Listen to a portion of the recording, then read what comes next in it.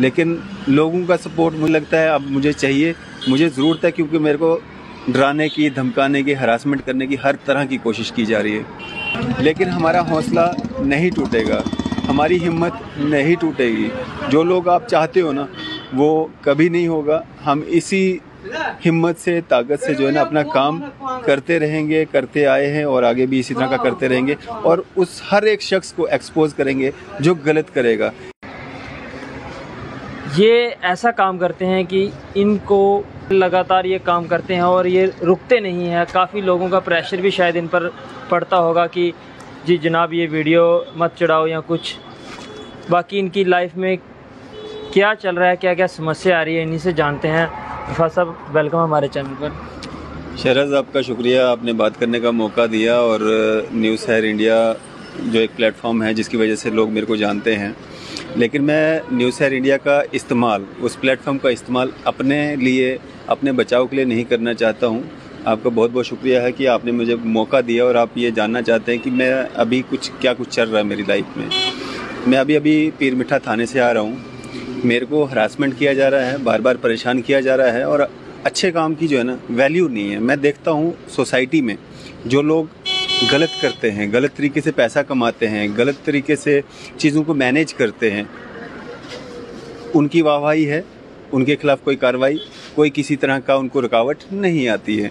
लेकिन जो अच्छा काम करना चाहते हैं लोग, जो अपनी सच्चाई पे चलना चाहते हैं, और ख़ासकर मेरे को पता नहीं क्यों ऐसा लगता है, मैंने शायद 1-2 बार पहले भी कहा है कि मैं अरफाज डैंग ना हो करके कोई विशाल, अभिषेक या संजय या कुछ भी होता तो शायद मेरे को भी ये सारी चीज़ें नहीं देखनी पड़ती। क्योंकि मैंने देखा है इस नाम से रिलेटेड जो लोग हैं वो भी अच्छा काम करते हैं, बहुत सारे लोग हैं, लेकिन कोई इस तरह की समस्या जो मेरे को फेस करनी पड़ रही है ना, ऐसा कुछ वहाँ पे देखने को नहीं मिलता उस लेवल का। और अगर मैं बात करूँ, तरह तरह से मेरे को हरासमेंट करने की कोशिश की जाती है। अभी रिसेंटली एक वार्डन साहिबा ने जो है मेरे पे कंप्लेंट की, और गुजर गर्ल्स हॉस्टल है अपना शहीदी चौक में, वहाँ पे मेरे को एक कंप्लेंट आती है। मेरे को कहा जाता है कि भाई वहाँ पे खाना वगैरह जो है अच्छा नहीं खिलाया जाता है, और सेफ्टी और सिक्योरिटी से जो है कॉम्प्रोमाइज़ किया जाता है। और जो चीज़ मैंने वहाँ पे देखी भी और उस चीज़ को मैंने दिखाया भी, और मैं सिर्फ वहाँ पे जब पहुँचा, सबसे पहले मेरे दिमाग में ये था कि मेरे को वार्डन मैम से ही मिलना है, उनसे बातचीत करनी है कि क्या कुछ वहाँ पे हो रहा है। तो मैं जब वहाँ पे जाता हूँ, मैं वहाँ पे गेट को नॉक करता हूँ। 4-5 मिनट जब मैं नॉक किया, कोई रिस्पांस नहीं आया। गेट खुला था वहाँ पे जहाँ से आदमी लोग एंटर करते हैं या लोगों का आना जाना होता है। एक वो गेट होता है, एक बड़ा गेट होता है गाड़ी के लिए, तो वो गेट, दोनों गेट खुले थे। मतलब उस तरह के पूरे ओपन नहीं थे, लेकिन खुले थे। कोई कुंडी नहीं लगी थी, कोई ताला नहीं लगा था, कोई कुछ नहीं था कि कोई भी अगर चाहता तो आ जा सकता था, कोई दिक्कत नहीं थी। लेकिन मैंने फिर भी अपना फ़र्ज़ समझा कि मैंने नॉक किया वहाँ पे 4-5 मिनट। उसके बाद मैंने वहाँ पे अंदर, गेट के अंदर एंटर हुआ, और वहाँ पे कुछ बच्चियाँ खेल रही थी, वहीं की स्टूडेंट होंगी वो, तो उनको मैंने आवाज़ लगाई। मैंने कहा बच्चे यहाँ पे कोई वार्डन, असिस्टेंट वार्डन, कोई चौकीदार, कोई कुछ है?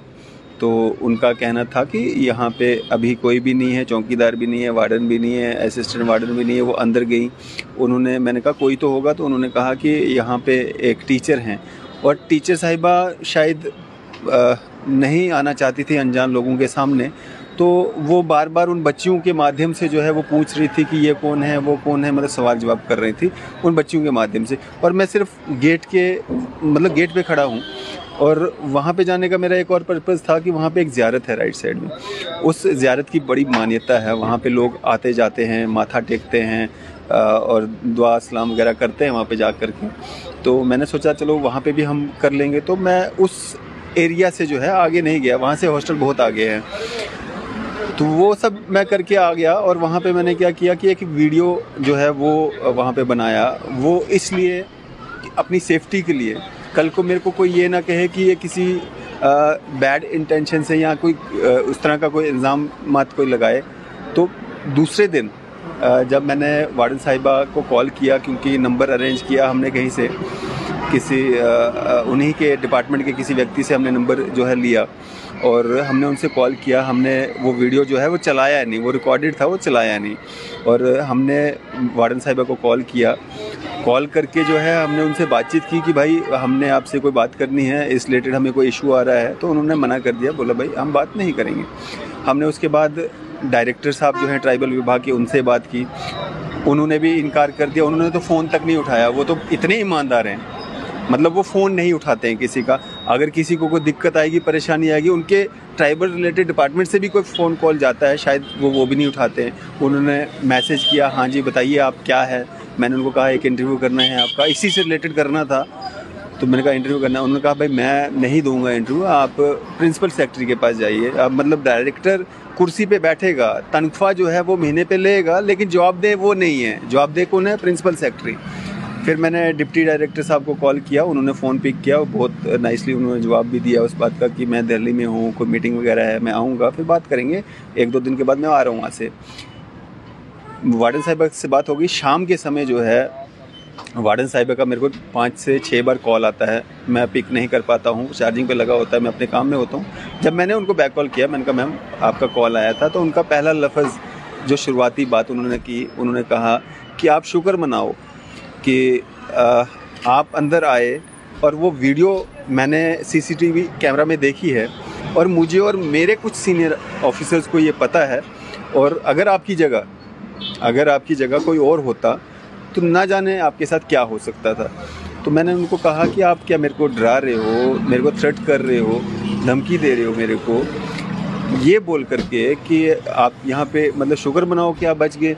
अगर तो मैंने कोई क्राइम की नीयत से मैं गया होता और मैंने कोई क्राइम वहाँ पे किया होता और उस क्राइम का मैडम को पता चल गया, वीडियो फुटेज उनके पास आ गया और वो आगे नहीं उसको शो ऑफ कर रही हैं या नहीं वो कंप्लेंट कर रही हैं, नहीं वो किसी तक पहुँचा रही हैं, तो फिर मैं शुक्र मनाता उनका सारी ज़िंदगी शुक्रगुजार रहता कि मैंने एक बहुत बड़ा क्राइम किया है, उन्होंने वो वीडियो किसी को नहीं दिखाया और मैं बच गया। तो भैया मैंने गलत किया नहीं, मैंने क्राइम किया नहीं, मैं क्यों डरूं? और वो मेरे को डरा रही थी, धमकी दे रही थी, क्योंकि सुबह मेरी उनकी से बात हो रखी थी, शाम को उनका कॉल करने का क्या पर्पज़ था। उसके बाद उन्होंने कहीं कंप्लेंट दे दी। मतलब अब 22 तारीख शाम को मैं वहाँ पे गया, वो वीडियो मैंने 23 तारीख को चढ़ाया, 24 को चढ़ाया, शायद 24 को वो वीडियो मैंने अपलोड किया है। 23 को मेरी सुबह उनसे बात हुई, डायरेक्टर से हुई, शाम को उन्होंने कॉल किया। फिर मेरे को थोड़ा सा पिंच हुआ कि यार ये मतलब इतना सिक्योरिटी वहाँ पे, जब गेट खुले हैं, ताला नहीं है, चौकीदार नहीं है, वार्डन नहीं है, असिस्टेंट वार्डन नहीं है, जिम्मेवारी ये कहती है कि वार्डन वहाँ पे 24 घंटे रहना चाहिए और वार्डन के लिए वहाँ पे स्पेशल क्वार्टर भी बनाया गया जो बड़ा VIP क्वार्टर है। अब वार्डन को कोई काम पड़ गया, कोई मर गया, कोई काम ज़रूरी इमरजेंसी पड़ गई, असिस्टेंट वार्डन वहाँ पे होना चाहिए था। असिस्टेंट वार्डन को भी कोई काम पड़ गया, जी मान लेते हैं काम पड़ गया, उनकी जगह कोई इंचार्ज होना चाहिए। हालांकि वैसा होता नहीं है, वार्डन या असिस्टेंट वार्डन 2 में से एक होना चाहिए। और सबसे पहली बात कि गेट पे कोई आपका चौकीदार होना चाहिए, कोई सिक्योरिटी गार्ड होना चाहिए जो किसी को भी रोके वहाँ पे आप कहाँ जा रहे हो, वो आपका नहीं था। बाहर कहीं पे भी ऐसा कहीं पे वो लिखा नहीं था कि ये गुज्जर बकरवाल गर्ल्स हॉस्टल है और यहाँ पे वीडियोग्राफी मना है, या कोई इमरजेंसी कॉन्टैक्ट नंबर दिया हो कि आप जो है इस नंबर पे कॉल करके कोई भी जानकारी अगर लेना चाहते हो वो ले सकते हैं। ये सारी चीज़ें मिसिंग थी और हमने जब वो चीज़ दिखाई, विभाग को चाहिए था उस पर कंसर्न लेते हुए डिपार्टमेंटल इंक्वायरी बिठाते, उन सब लोगों के खिलाफ कार्रवाई करते जो लोग उसमें मिलावस थे या वहाँ पे नहीं थे, या जो भी था इंक्वायरी बिठाते, अपना जो ड्यूटी थी वो सर अंजाम देते। वो नहीं हुआ। मेरे खिलाफ 22 को मतलब 23 को उन्होंने कंप्लेंट की, FIR 24 को लग गया। मतलब पुलिस देखो आप कितनी एक्टिव है। मामला क्या है, एक जर्नलिस्ट, सारा JNK जानता है कि एक जर्नलिस्ट का क्या काम होता है। और अरफाज डैंग ऊपर वाले का करम है, आप भाइयों की दुआएं हैं, कोई इतना छुपा हुआ नाम भी नहीं है कि शुरुआती दिन भी नहीं है कि कोई जानता नहीं है। इंटेंशन मेरी क्या रही होगी एज अ जर्नलिस्ट, मैंने क्या वहाँ पे किया होगा सबको पता है और वो आगे भी पता चल ही जाएगा, वो छुपा नहीं रहेगा। मैं कोई बहुत बड़ी तोफ नहीं हूँ कि मेरे खिलाफ कुछ भी नहीं हो सकता। अगर मैंने कोई भी क्रिमिनल एक्टिविटी की होगी तो कार्रवाई बनती है, कोई दिक्कत नहीं। लेकिन अब पुलिस देखिए कितनी एक्टिव है कि मतलब 22 शाम को या 23 को उन्होंने कंप्लेंट दी है और FIR जो है वो एकदम से दर्ज हो गई है।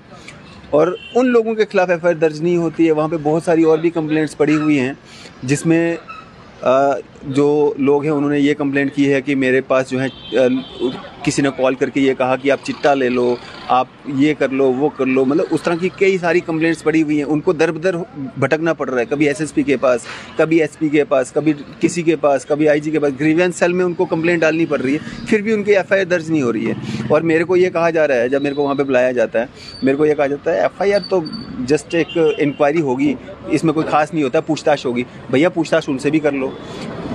27 मई को मेरे को पता चलता है, वो भी मैं यहाँ से आईओ साहब को कॉल करता हूँ कि भाई साहब कोई कंप्लेंट वगैरह हुई थी, हमारी आपसे बात भी हुई थी, हम आए थे, आपके थाने में भी आए थे, हमने अपना पक्ष रखा था वहाँ पे, तो उसमें क्या कुछ हुआ? तो उन्होंने कहा हाँ मामला दर्ज हो गया है, कोई बात नहीं, घबराने वाली कोई बात नहीं। मतलब मामला मेरे खिलाफ दर्ज हो गया, एफआईआर रजिस्टर हो गया, उनके लिए मजाक है, एफआईआर उनके लिए मजाक है।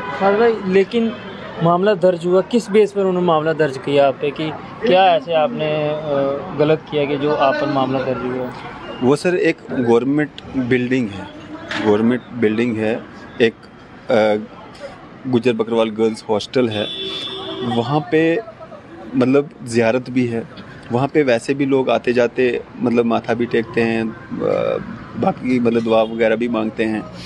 एक तो गेट आपका खुला है, चौकीदार नहीं है, और एक जर्नलिस्ट वहाँ पे गया है, कोई बात करनी है या बच्चियों की सेफ्टी और सिक्योरिटी की बात करनी है, रखनी है। हॉस्टल हम गए नहीं, हम वहीं से बाहर आ गए। अगर हमने वो चीज़ रखी है, 150 बच्चियों की ज़िंदगी का सवाल है, उनकी सेफ्टी और सिक्योरिटी का सवाल है। हम खुद ये बात कहते हैं कि हम थे, अगर कोई क्रिमिनल होता फिर क्या होता? वहाँ पे कौन जिम्मेवार था? क्या वो वार्डन जिम्मेवार नहीं थी? क्या वो असिस्टेंट वार्डन जिम्मेवार नहीं थी? क्या वो चौकीदार जिम्मेवार नहीं थे? और सबसे बड़ी चीज़, आपने कहा कि किन धाराओं में या क्या पर्चा लगा, ट्रेसपासिंग का एफआईआर लगाया है कि हाँ जी इन्होंने यहाँ पे जो है गेट इंटर किया है। हमने गेट इंटर किया, हम पे एफआईआर लगी। आपके जो 2 लोग हैं वहाँ पे, चौकीदार 2 हैं वहाँ पे, एक कोई अली करके हैं, बड़े हीरो टाइप हैं, कंवारे हैं, अभी शादीशुदी कुछ नहीं हुई है उनकी, और लड़कियों के हॉस्टल में उनको तैनात किया गया है। बड़ा अच्छा आपका सिस्टम है, आप जो आपका ट्राइबल विभाग है बड़े अच्छे से मतलब सेंस रखता है कि वहाँ पे लड़कियों के बीच में किन को रखना है, शादीशुदा लोगों को रखना है या कंवारे लड़कों को रखना है। चलो वो ट्राइबल विभाग अच्छे से जानता है। लेकिन अगर मेरा गेट इंटर करना आपको इतना सिक्योरिटी थ्रेट लगा, इतना आपको मतलब वो हुआ कि यार एक जर्नलिस्ट क्यों मतलब हमारे गेट के अंदर आ गया। हालांकि मैं आपके घर में नहीं गया था, वो गवर्नमेंट पब्लिक प्रॉपर्टी है, उस पर अधिकार सबका है, और अगर मैं कोई क्राइम किया है तो आपको जो मेरे को सज़ा देनी है कोई दिक्कत नहीं है। लेकिन अगर मैं किसी मकसद से वहाँ पे गया हूँ कि वहाँ पे लड़कियों की सेफ्टी और सिक्योरिटी का मसला है, अगर मैंने किसी का चेहरा नहीं दिखाया, वीडियो में सारा कुछ दिख रहा है, उसके अलावा अगर आपके पास कुछ है तो लाइए, कोई दिक्कत नहीं है। तो वहाँ पे जो चौकीदार है और उसके साथी हैं, जो अननोन लड़के हैं, वहाँ पे 25-30 लोगों को वो उस हॉस्टल के अंदर लाता है, लड़कियों के हॉस्टल में। वो वहाँ पे वीडियो शूट करता है, अपने चैनलों पे चलाता है, वीडियोस बना के। शूटिंग हुई है हॉस्टल के अंदर हुई है। वो लड़का जो चौकीदार है वहाँ पे, कोई अली नाम सुना है मैंने उसका, वो लड़का वहाँ पे वीडियो शूट करता है, अंदर फिल्में बनाता है, ड्रामा बनाता है, अलग अलग तरह के, खामखा करके कोई चैनल है उसका, यूट्यूब चैनल, वहाँ पे वीडियोस बनाता है। उससे वार्डन साहिबा को या पूरे ट्राइबल विभाग को कोई आपत्ति नहीं है। लेकिन अरफाज डैंग ने गेट के अंदर कदम रख लिया, वो ट्रेसपासिंग होगी। वो इसलिए हो गई दिक्कत क्योंकि अब इनकी पोल खुल रही है, इनके जो काले कारनामे हैं वो सारे सामने आएंगे। अब इस पे सोने पे सुहागा ये है कि ये लोग हरासमेंट मेरे को कर रहे हैं कॉम्प्रोमाइज़ के नाम पे।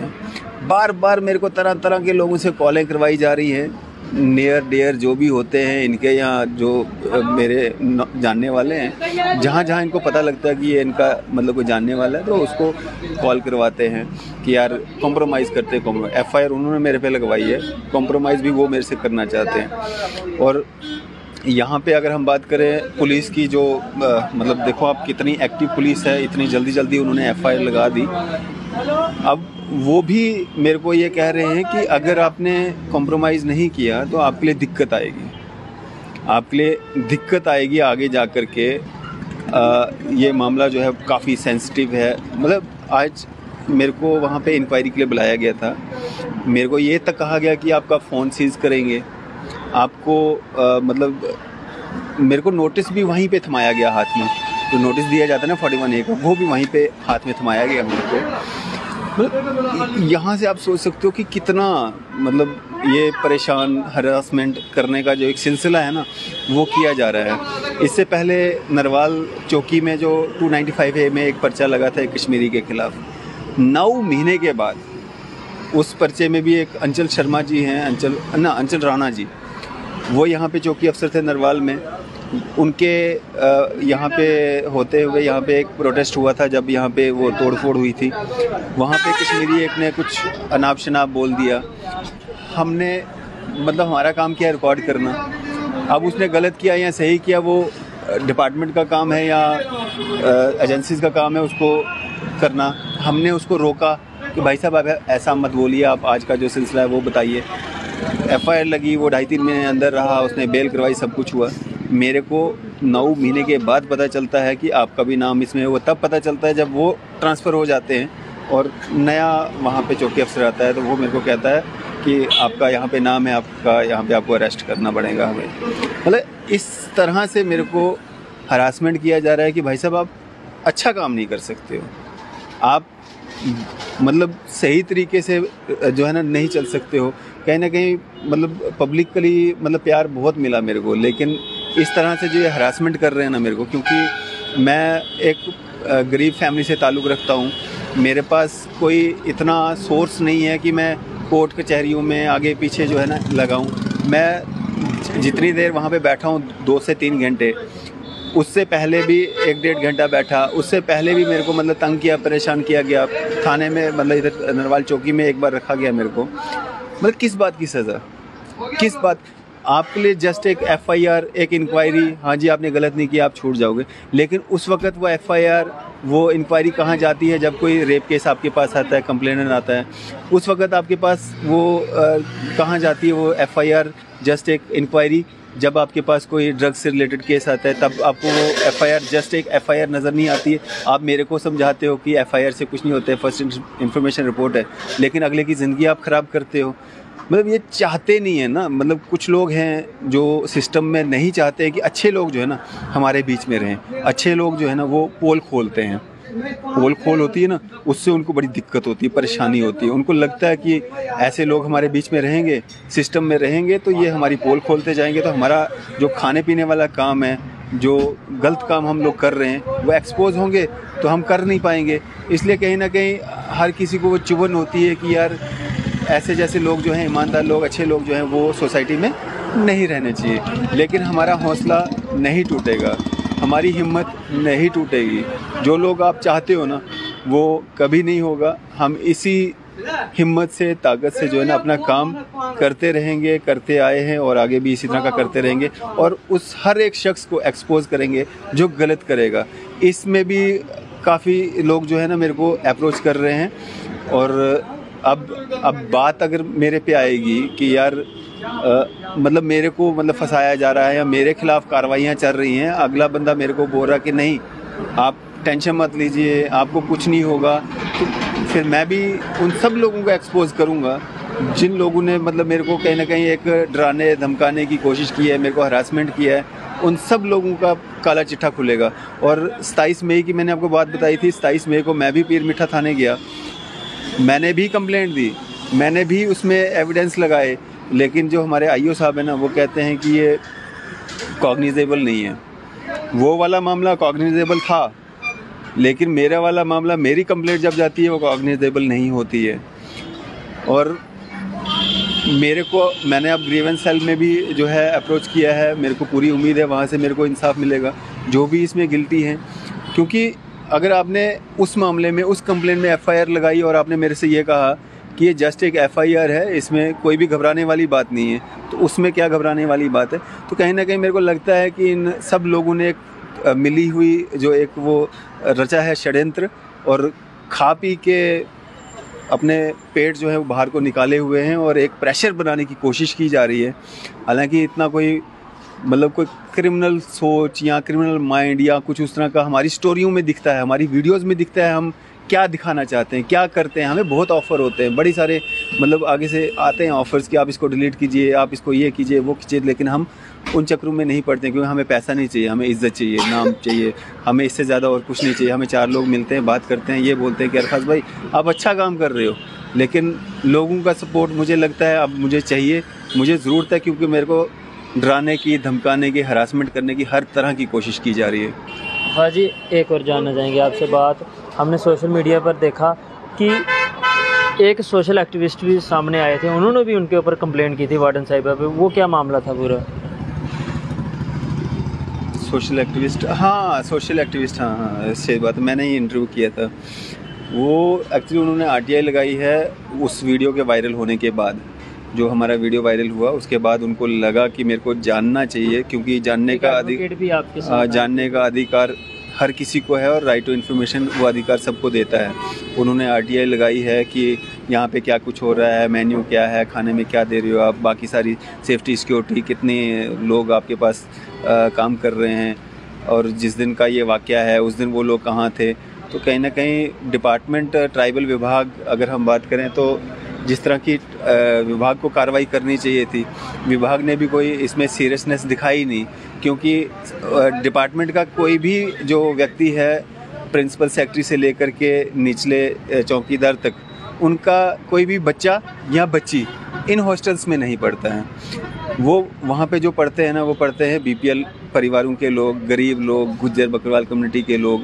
वहाँ पे इनके बच्चे जब पढ़ेंगे ना तो इनको पता चलेगा सेफ्टी और सिक्योरिटी क्या होती है और अपने बच्चों का रख रखाव कैसे किया जाता है। तो ये भी किसी के बच्चे हैं, ये भी किसी की बच्चियाँ हैं, इनकी सेफ्टी और सिक्योरिटी भी उतनी ही ज़रूरी है, और इसी की इतनी मोटी मोटी तनख्वाहें इनको मिलती हैं। और ये लोग उसको कहीं ना कहीं अभी उसके बाद जब हमने ये चौकीदार वाला जो था ना वीडियो, जिसमें वो खुद तो वहाँ पे एम्प्लॉय है, परमानेंट एम्प्लॉय है, और वो खुद वहाँ पे वीडियोस कैप्चर कर रहा है, लेकिन साथ में अननोन लोगों को बाहर से 25-30 लोगों को बाहर से ला रहा है, अपना पूरा हॉस्टल में, स्कूल में, हर जगह की वीडियोस बना रहा है।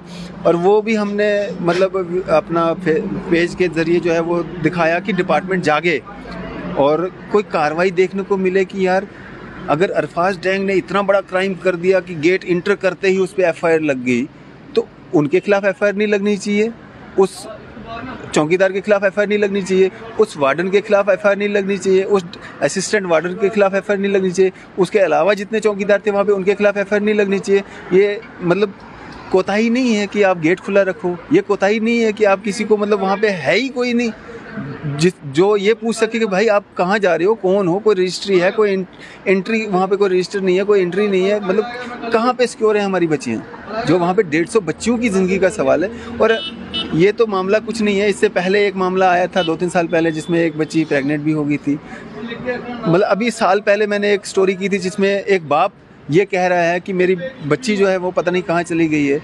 मतलब ऐसे मामला आते रहते हैं, हर 6 महीने साल के बाद आते रहते हैं। तो इतना आप मतलब बेसुध हो करके आराम से बैठे हुए, सारा डिपार्टमेंट सिर्फ पैसे के पीछे पड़ा हुआ है, पैसा मतलब अपनी तनख्वाहें लिए जा रहा है, अपना जो भी उसमें गोरख धंधा है वो चल रहा है, लेकिन आप मतलब जो कार्रवाइयाँ आपको करनी चाहिए, जो चौकीदार वहाँ पे है, जो लोग वहाँ पे हैं, उसके खिलाफ इन्वेस्टिगेशन नहीं होनी चाहिए कि वो कौन लोग हैं, कैसे वहाँ अंदर जा कर के वीडियोस कैप्चर हो रही है, मीडिया पे चल रही है, यूट्यूब पे चल रही है, फेसबुक पे चल रही हैं, उनके खिलाफ कार्रवाई नहीं होनी चाहिए। वो तो अंदर की वीडियोज़ हैं, मैं तो गेट पर खड़ा था, वो तो अंदर की वीडियोज़ हैं, और मेरा पर्पज़ ये था कि 150 बच्चों की सेफ्टी और सिक्योरिटी का कौन जिम्मेवार है।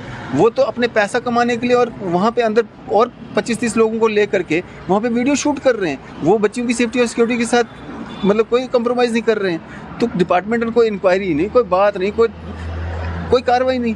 इसका मतलब ये सब मिले हुए, ऊपर से नीचे तक सब मिले हुए।